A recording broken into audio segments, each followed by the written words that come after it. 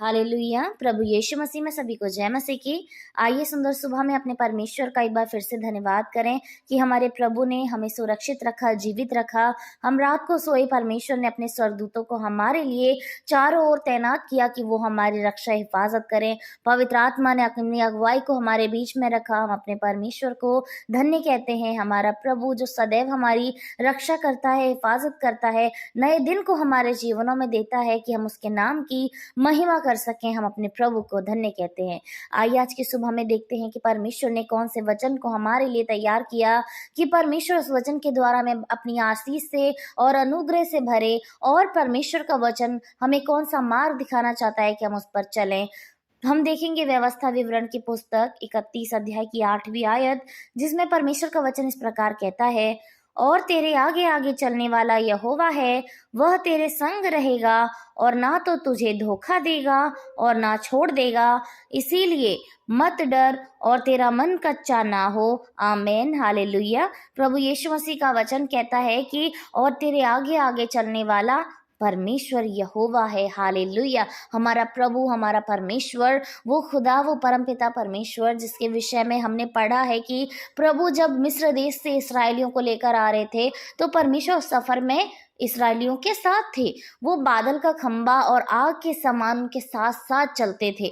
तो प्रभु परमेश्वर जो उस समय साथ थे, जो मूसा के साथ थे, अब्राहम के साथ थे, नूह के साथ थे, इसहाक के साथ थे, याकूब के साथ थे, वही खुदा आज हमारे भी साथ है। क्योंकि परमेश्वर का वचन हमसे कहता है कि हमारे आगे आगे चलने वाला हमारा यहोवा है। तो हम जो इस संसार में अपने जीवन को बिता रहे हैं, हम प्रतिदिन नए दिन में प्रवेश करते हैं, और रात जब हमारे जीवन में होती है, हम अपने कामों को पूरा करते हैं। तो ये किसके द्वारा होता है? ये हमारे प्रभु के द्वारा होता है, क्योंकि हमारी अगुवाई हमारा परमेश्वर करता है, पवित्र आत्मा करता है। तो हमारे आगे आगे कौन चल रहा है? पवित्र आत्मा। और आगे आगे चलकर वो क्या करता है? हमारे लिए सही मार्ग को तैयार करता है कि हम किसी गड्ढे में ना गिरे, हमारे पैरों में ठेस ना लगे। हमारा परमेश्वर हमारे आगे आगे चलता है। और प्रभु का वचन कहता है, वह तेरे संग रहेगा और ना तो तुझे धोखा देगा और ना छोड़ देगा। हालेलुया।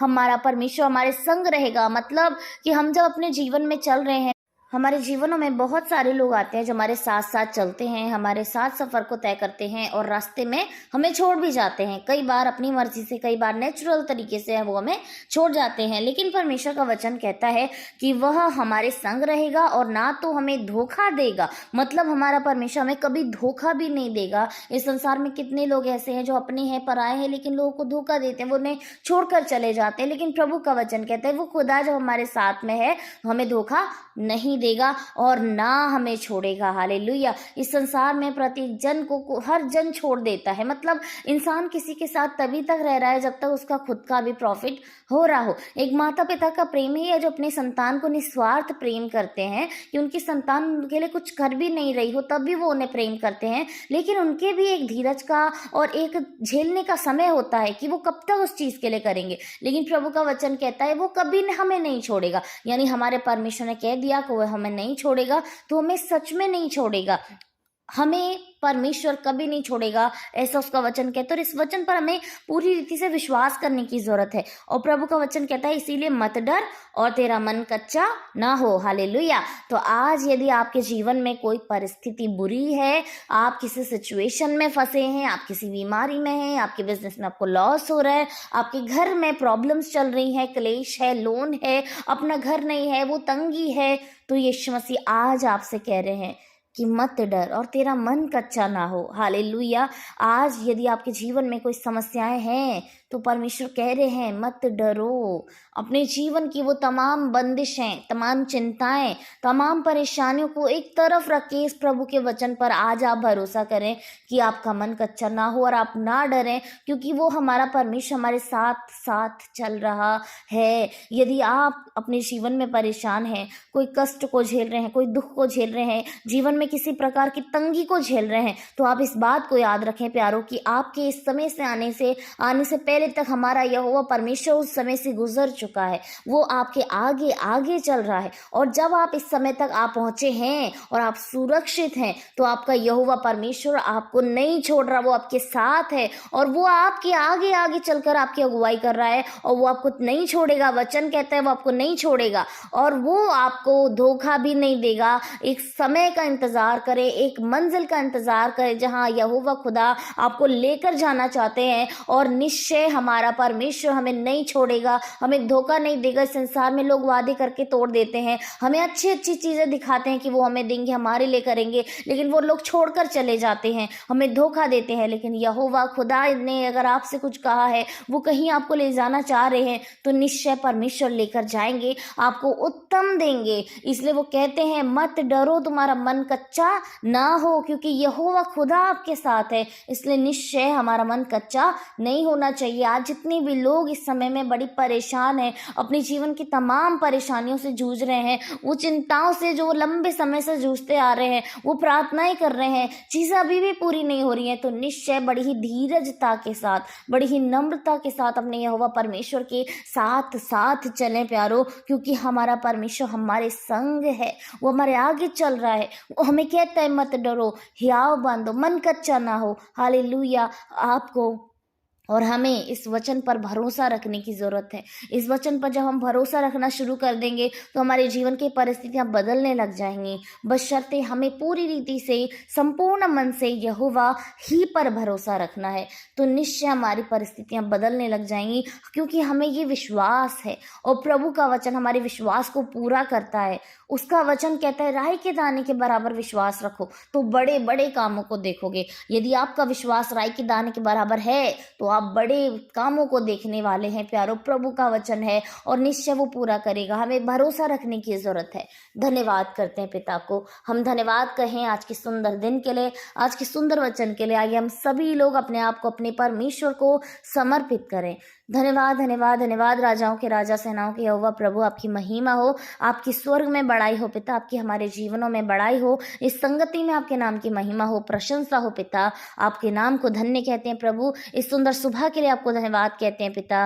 धन्यवाद कहते हैं मेरे परमेश्वर प्रभु जी, अच्छे उम्दा वचन के लिए प्रभु, कि आपने अपने वचन से हमें भरा, कि आप हमारे साथ साथ चलने वाले यहोवा हैं, हमारे आगे आगे चलने वाले परमेश्वर हैं खुदावन, जो हमें कभी धोखा नहीं देगा, कभी नहीं छोड़ेगा प्रभु। आप कहते हैं प्रभु मत डरो, तुम्हारा मन कच्चा ना हो। निश्चय प्रभु ये वचन हर एक सुनने वाले के जीवनों में काम करे प्रभु। आज आप उनके हृदय को, उनको टूटे फटे मन को प्रभु आज आप संभालें मेरे परमेश्वर। अपने करुणा में दाहिने हाथ को उनके सर पर रखें प्रभु। आज आपके बच्चे जो रो रहे हैं, जो विलाप कर रहे हैं प्रभु, वो कमजोर पड़ रहे प्रभु, उनका बल गिर रहा है परमेश्वर। आप उनको सामर्थ्य से भरे, उन्हें ताकत से भरे खुदावन। हे मेरे परमेश्वर, आज जितनी भी जुबान, जितने भी मन प्रभु बड़ी नम्रता और दीनता के साथ आपके सम्मुख आया है परमेश्वर प्रभु जी, आप उसमें अपनी आत्मा का सामर्थ्य डालें पिता परमेश्वर। आप उन्हें आत्मिक रीति से बलवंत करें, उन्हें ताकतवर करें प्रभु। आप उन पर अपनी अनुग्रह की दृष्टि बनाकर रखें खुदा।